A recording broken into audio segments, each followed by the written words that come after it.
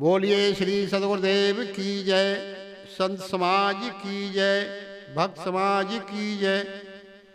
सक्त भक्त के सूरज माता बहन भाइयों, माँ वसुंधरा की गोद में खेलते हुए होना नन्हे मुन्ने प्यारे बच्चों,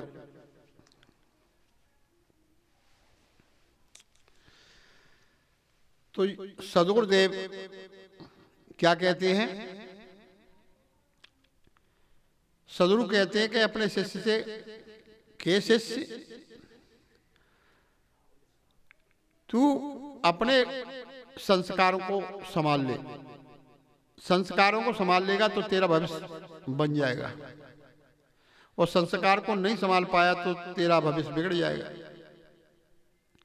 तो संसार के बंधनों से मुक्त होना चाहो तो ये अपने संस्कार को हम अच्छा कर सकते हैं।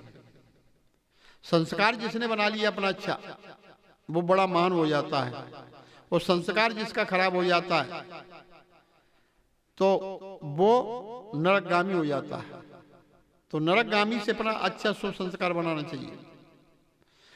शुभ संस्कार बनाने काम बनेगा सद्गुरु संतों की शरण में जाने से। तो संतों की शरण में जाने से सद्गुरु हमें जो हमारी मिल जाए, बोध विचारवान मिल जाए, तो हमारा कल्याण हो जाएगा। तो कल्याणी महापुरुष जो होते हैं तो कल्याण की बात बताते हैं, लेकिन ऐसा तो नहीं होना चाहिए। कपटी गुरु लालची चेला, होय नरक में ठेलम ठेला। तो जानबूझ के कपट करते ते संबंधन कोई, और कहे कबीरता मूढ़ का भला कौन विधि होई। तो जानबूझ करके कपट करता है तो साहब कहते हैं उस मूढ़ का कभी भला होने वाला नहीं।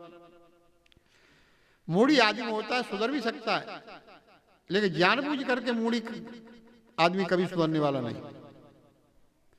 तो ये परख काम होती है, संत सद्गुरु की शरण में जाकर के सानिध्य में परख हो जाती है। किसी की गहराई नापना है तो गहराई नापने की विधि ये होती है कि उसके घर जाने की कोई आवश्यकता नहीं, उसी के चाल चलन से रंग ढंग से मालूम पड़ जाता है इसकी गहराई यहां तक है। ये क्या है? ये पारक दृष्टि है।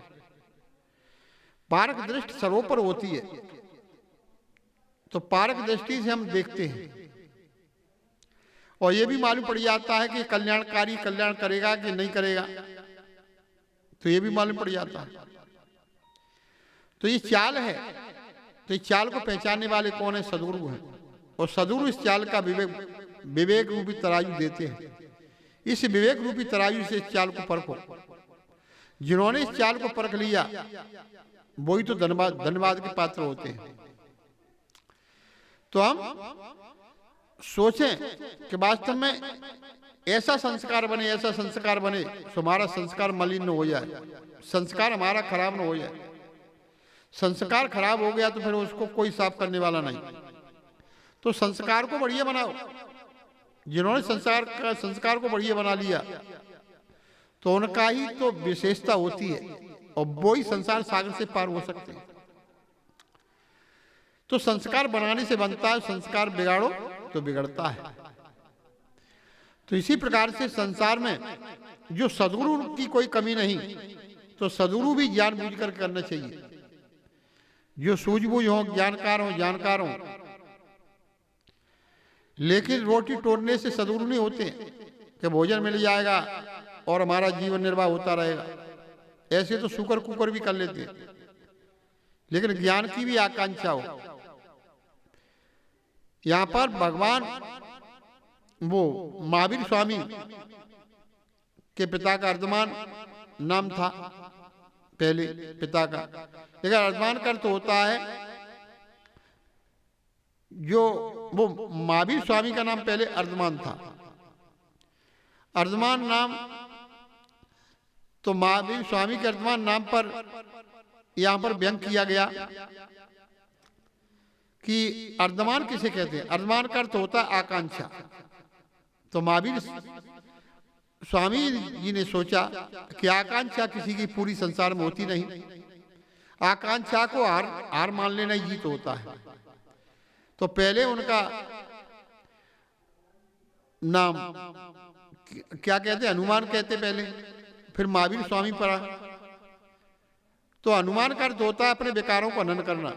महावीर स्वामी का अर्थ होता है, जो महावीर माँ कहते हैं, जो आकांक्षा है, आकांक्षा आज तक संसार में किसी की पूरी हुई न कभी होने वाली।